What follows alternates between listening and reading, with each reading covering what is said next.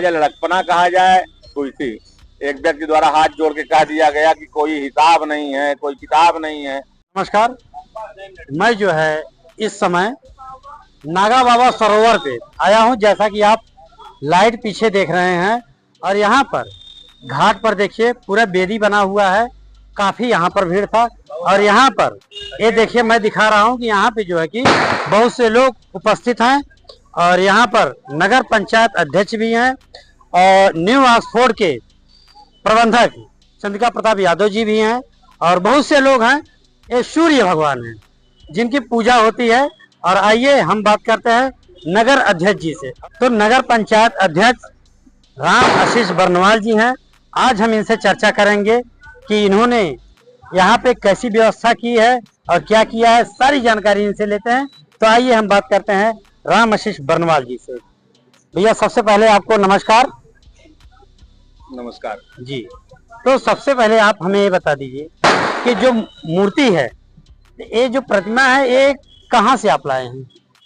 पहले तो मैं आजाद भारत को बहुत बहुत धन्यवाद देता हूँ कि आप जो है नगर में भ्रमण कर करके हर घाट पर जा करके आप जनमानस को दिखाने का कार्य कर रहे हैं। पिपरावा घाट पर, उचवा घाट पर, अपने नागा बाबा सरोवर पर जो हमारे लोक आस्था डाला छठ का जो पर्व है, हमारी बहनें, हमारी माताएं 3 दिवसीय से किन्नी चावल खा करके, यानी तमाम प्रयोजन करके 3 दिन से व्रत रख के, कठिन व्रत रख करके सूर्य का उपासना करती हैं, छठ मैया का जो है ध्यान करती हैं। और जिस आस्था के साथ, जिस विश्वास के साथ वह व्रत रखती हैं, निश्चित रूप से कहीं न कहीं पूर्ण होता है। जहां कभी फूलपुर में एक महिला द्वारा किया जा रहा था, आज कहीं न कहीं एक विश्वास जगह है।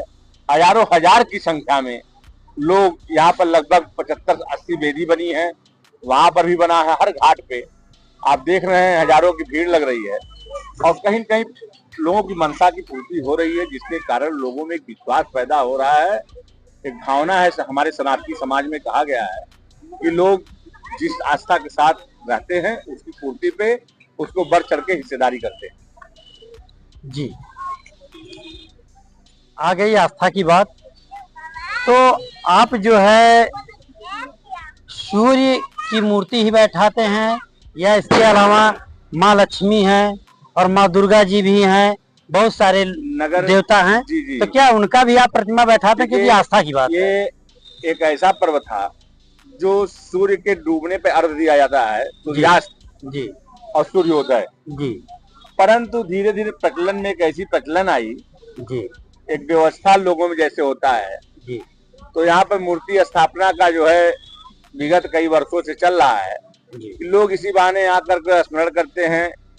सूर्य का तो साक्षात दर्शन होता ही है, परंतु सूर्य के स्वरूप में जिस तरह से पूरे पृथ्वी पर एक सूर्य निकलकर पूरे भारत पृथ्वी को प्रकाशमान करते हैं, ठीक उन्हीं की एक प्रतिमा स्थापित करके लोगों के भरोसा, विश्वास, दीपक और वो जला करके लोगों में एक विश्वास होता है कि छठ मैया का प्रतिमा है। यहाँ ब्राह्मण, कर्मकांडी ब्राह्मण राजू पांडे जी द्वारा यहाँ प्राण प्रतिष्ठा किया गया और कृष्ण मोहन पांडे जी यहाँ पर जो है जजमान रहे। बहुत अच्छे ढंग से यहाँ पर कर्मकांड करके प्राण प्रतिष्ठा किया गया है और सब लोग यहाँ पर जितने भी लोग आए थे सभी लोगों ने यहाँ दीप, बत्ती, कपूर जला करके जो है अपने छठ मैया जो ये सुपाली हैं और घोड़े पे सवार सूर्य भगवान छठ मैया का आशीर्वाद प्राप्त कर वो जो है यहाँ पर विराजमान है। यह बहुत ही निश्चित तौर पे हमारा सनातन कहता है कि पेड़ पालो, पाथर पुथर जहाँ भी जो भी हो, एक आस्था के साथ पूजा जाता है जिसमें एक भरोसा, विश्वास जगता है। लोगों का एक सनातन धर्म में कहा गया है कि पेड़ में ईश्वर का वास, हर व्यक्ति, क्योंकि हरा पेड़ जीव के समान होता है। लोग कहते हैं एक वृक्ष लगाइए, एक पुत्र के समान होता है। ठीक उसी तरह से एक विश्वास का केंद्र है हमारी माताएं बहनें। सर, मेरा सवाल आपसे ये था जी कि बात आस्था की चल रही थी, तो मैंने आपसे क्वेश्चन ये दुर्गा पूजा और लक्ष्मी पूजा की बात कि हाँ, दुर्गा पूजा नगर में जो भी दुर्गा नवरात्र के पावन पर्व पे दुर्गा प्रतिमा स्थापित की जाती है। जी जी। हर नगर जो भी पंडाल बनाते हैं जी। जिस तरह का सहयोग मांगते हैं उनको जी। प्रदान करता हूं। और जी। दीपावली के अवसर पे लक्ष्मी गणेश सरस्वती जी का पूजन होता है। उसमें भी जिस तरह गणेश पूजा होता है, गणपति पूजा होता है, जहां भी जिस तरह का कमेटी द्वारा सहयोग मांगा गया है, क्योंकि उन्हीं के आशीर्वाद से हमें नगर पंचायत अध्यक्ष बनने का अवसर प्राप्त हुआ है। हमारी देवतुल्य महान जनता के कृपा से आज मैं अपने नाम के आगे चेयरमैन लिखता हूं, अध्यक्ष लिखता हूं। इसलिए उनकी हर बात को सार्थ स्वीकार करके उनका जो भी आदेश होता है उसको भगवान के आदेश के मान करके उसके पालन करने का प्रयास करता हूं। जी। आप फूलपुर के नगर अध्यक्ष हैं और फूलपुर के प्रथम व्यक्ति भी हैं, इसलिए आपसे हम क्वेश्चन करेंगे कि इस बार हमारे वीडियो पे, हमारे ही चैनल पे मनीष प्रजापति जी ने कहा है कि इस बार हम रंगोली का कार्यक्रम नहीं करवाएंगे। तो मैंने कारण भी पूछा था कि क्यों नहीं करवाएंगे, लेकिन हम आपसे जानना चाहते हैं कि क्या इस बार रंगोली का प्रतियोगिता होगा कि नहीं होगा। नहीं, अच्छा सवाल आपने किया। अगर मनीष प्रजापति जी को इस साल रंगोली का कार्यक्रम नहीं करना था जी, तो उन्हें अगले बार मंच से घोषित कर देना चाहिए था जी कि मैं अगले वर्ष पारिवारिक जिम्मेदारियों के कारण या किसी कारणवश जो है रंगोली का प्रतियोगिता नहीं करूंगा जी। और तो एक रणनीति के तहत निश्चित रूप से बनाया गया होता, संगठन बनाया गया होता और प्रतियोगिता होता जी। अब 5 दिन 7 दिन जब रह गया है जी, तो इस तरह से व्हाट्सएप के माध्यम से लिखते हैं कि इस बार हम रंगोली प्रतियोगिता नहीं करेंगे, पूरी कमेटी के साथ अध्यक्षता के साथ कोई ले ले जी। या एक क्या कहा जाए, लड़कपना कहा जाए या क्या कहा जाए। ठीक है, अगर उनको इस तरह से कार्यक्रम नहीं करना था तो उनको जो है 1-2 माह पहले अवगत करा देना चाहिए था, जो यहाँ के नगर के जिम्मेदार व्यक्ति थे। अभी आपने देखा एक बैठक हुई थी, एक व्यक्ति द्वारा हाथ जोड़ के कह दिया गया कि कोई हिसाब नहीं है, कोई किताब नहीं है और क्या कहा जाता है। ये लोग नगर में सारी सभी व्यवस्थाएं जो भी सनातन धर्म के अनुसार, चाहे दुर्गा पूजा हो, चाहे गणपति पूजा हो, लक्ष्मी पूजा हो, ये देव दीपावली एकादशी के अवसर पे अजय गुमोदनवाल के द्वारा विगत 2011-12 में ये कार्यक्रम शुरू किया गया था। फिर उनसे मनीष प्रजापति ने लिया, परंतु इस तरह से उन्होंने एक बैग या निर्णय लेकर के समाज को कहीं न कहीं धोखा देने का काम किया। तो सर क्या हमें, हमारा प्रयास है, हम लोग कल बैठक करने के मूड में हैं। जी। हमारी जो नगर के प्रमुख व्यवसायी लोग हैं जी जी, हमारे जो शहरी क्षेत्र के स्तर पे शिक्षण का कार्य कर रहे हैं, ऑक्सफोर्ड के डायरेक्टर हैं जी जी, चंद्रिका प्रताप यादव जी, जगन्नाथ पांडे जी, योगाचार्य जी, हम लोग प्रयास में है। भानु प्रताप चौहान भारतीय जनता पार्टी के मंडल अध्यक्ष हैं। हमारी सरकार पूरी तरह से हर सनातन कार्य को बहुत मजबूती से करना चाहती है, क्योंकि रंगोली प्रतियोगिता जो होता है हमारी बच्चियों को कहीं न कहीं प्रतिभा निखरती है जी।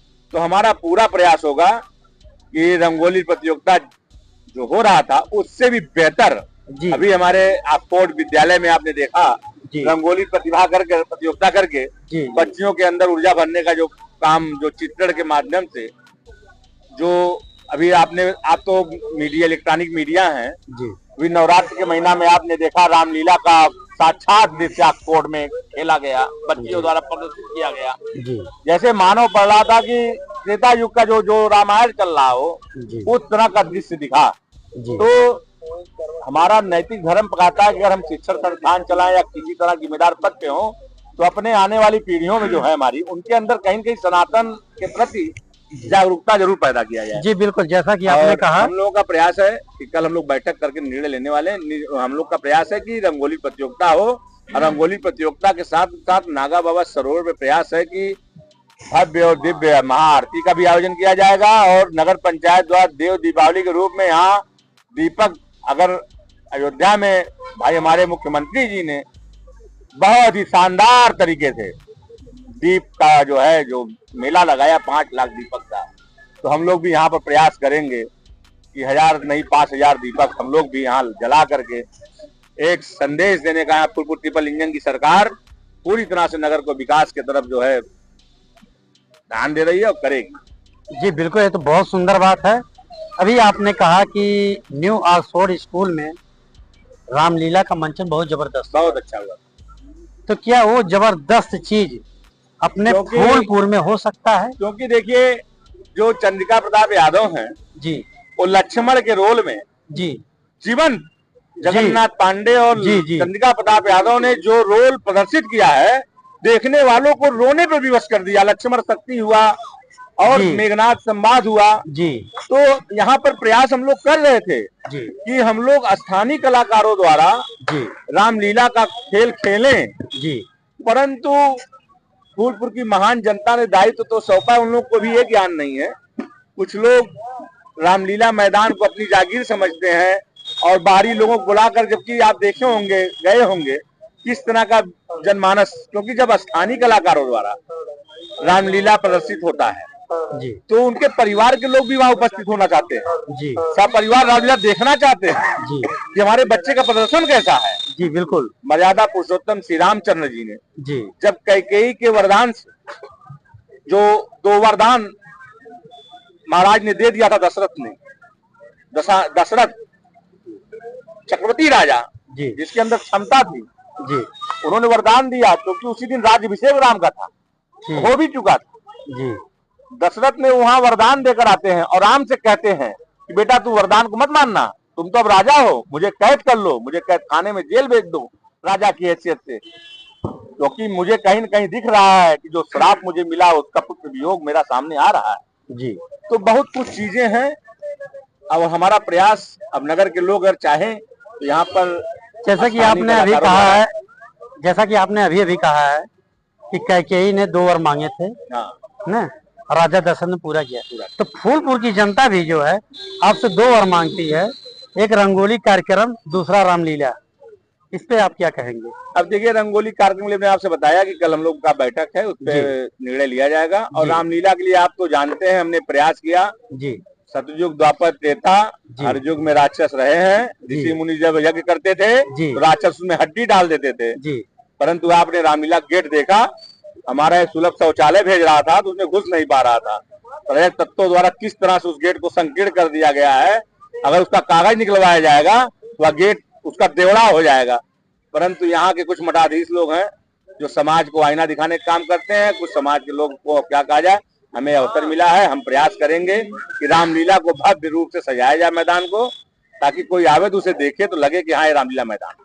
जी बिल्कुल, आपसे बातें करके बहुत अच्छा लगा और आपने हर सवालों का जवाब बहुत बेबाकी से दिया है, इसके लिए आपको बहुत बहुत धन्यवाद। हमारे सभासद लोग भी बहुत मजबूती से लगे हुए हैं जी, और आपका बहुत बहुत सहयोग मिलता है। आजाद भारत 1947 में हुआ, आपने आजाद भारत लिख करके जो है एक बहुत बड़ा संदेश दे रहे हैं। हम आजाद तो जरूर हैं, कहीं न कहीं मानसिक रूप से कहीं कहीं गुलामी की जंजीरों में भी जकड़े हुए हैं। जी बिल्कुल, इसी कड़ी में स्वाघोषित व्यापार मंडल अध्यक्ष, ये सब फर्जी तरीके से क्या चलाना चाहते हैं, क्या कहना चाहते हैं, समाज में देना चाहते हैं। अरे भाई, समाज में अगर जनता ने हमें चुना है तो हमको जनता ने चुना है तो साफ साफ हर दान दी हुई संपत्ति सबका होता है, किसी एक व्यक्ति विशेष का नहीं होता है। अगर उनको बहुत शौक है तो समाज के आईने पटल पे 5 साल बाद संविधान ने एक ताकत दिया है, उस मैदान में आवे, जनता उनको समर्थन दे, वो खुद उस व्यवस्था को देखें। जी जी बिल्कुल।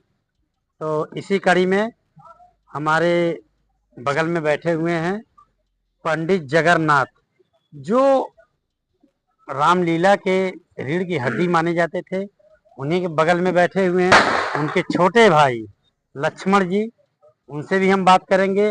और आज हम रामलीला के बारे में बात नहीं करेंगे यहाँ पे, आज हम छठी मैया के बारे में बात करेंगे, सूर्य भगवान के बारे में बात करेंगे। तो आज दोनों लोग विराजमान हैं